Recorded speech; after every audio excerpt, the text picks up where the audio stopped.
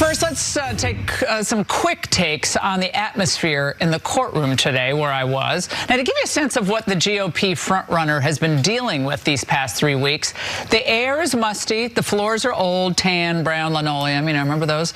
And the benches, hard oak, with a stress on the word hard. Okay, so if you were curious about the status of right-wing populism these days, it's how could you make the billionaire breathe musty air? And those seats, they're so hard.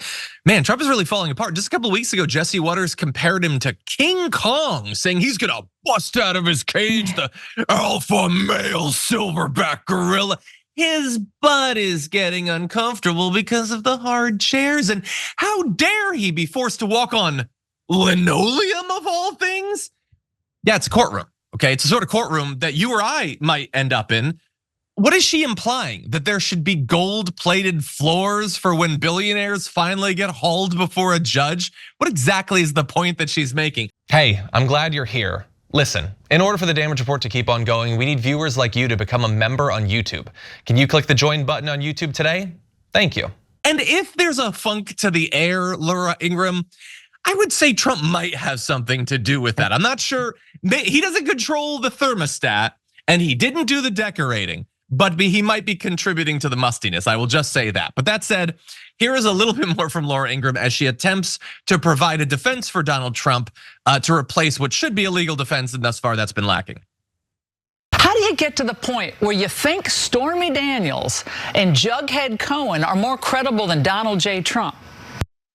I think that's a fascinating question, Laura Ingraham. How about, rather than asking rhetorical questions, actually think about it? Why is it that so many people would consider Michael Cohen, who's just like, he was a legal thug for Donald Trump, like that's who he was, more credible?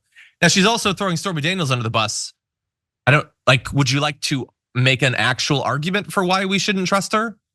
I know what you're implying. You're implying that, well, she's an adult film star, so you can't trust her. The hell does the one have to do with the other? I know that you don't like her work or whatever. That doesn't mean that she's not trustworthy. And again, they have all the contemporaneous text messages and all the quotes and all the calls and all of that stuff. That's why we believe that she's more credible. Donald Trump, on the other hand, is a guy who's had the better part of 30,000 lies fact-checked by the Washington Post or whatever. He lies to our face. He lies to your face, Laura Ingraham. And the fact that that doesn't bother you does not buttress his credibility, not to regular people. Now, we're gonna get into a little bit more of the updates from yesterday's Michael Cohen testimony, but look, I'm not saying, Sharon, that Michael Cohen, you should just trust everything that he says. His job for a very long time was being a liar and kind of a thug or a body man or a fixer, whatever sort of like quasi-legal thing you want to call it. But Stormy Daniels, why are we assuming that she is lying? I don't know. What do you think?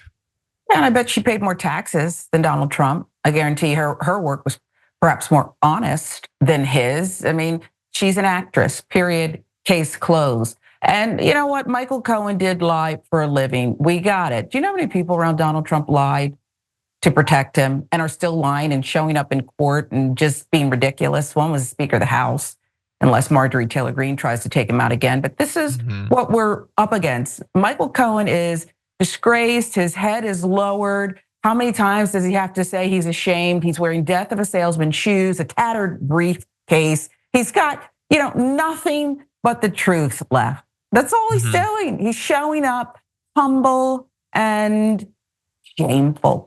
So what's the guy have to lose here? Yeah. And honestly, would you want to wear nice shoes if they had to touch that cruddy linoleum? I would buy cheap shoes to wear. It's a courtroom. The benches could be more comfortable though.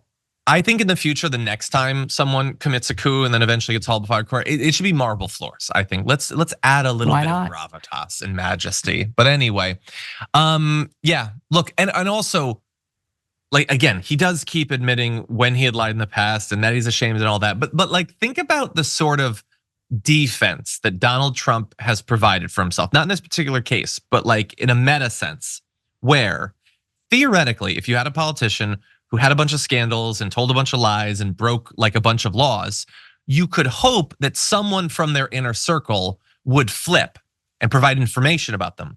But Donald Trump is a clever cat. So what he did is he has only surrounded himself for literally decades with absolute lying scumbags, so that necessarily anyone who flips on him isn't trustworthy. It's not a good person. It's an interesting strategy that he surrounds himself with criminals and liars so that we'll never trust them if they finally reveal what he has done.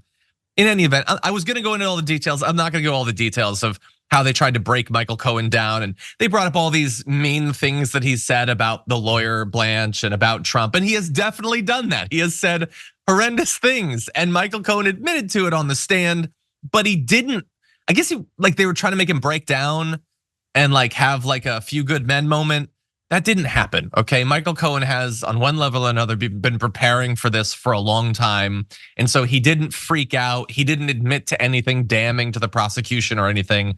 So sorry to the defense on that end. But I do also, before we move into some of the reactions to this, I also want to point out what was revealed in the last day, which was that Stormy Daniels apparently wore a bulletproof vest to court. And I get it. You can't tell me that there aren't a few dozen or 500 or 10,000 MAGA people that, if they had the opportunity, wouldn't take a shot at Stormy Daniels. And so thankfully nothing happened. Thus far, there's only been one person that died in the adjacent vicinity of this courtroom, and Stormy Daniels has not been attacked, so that's the good news. Members make a difference here at TYT. You help make the show happen, and we see you in the chat with your loyalty badge. Click the join button to become a member today.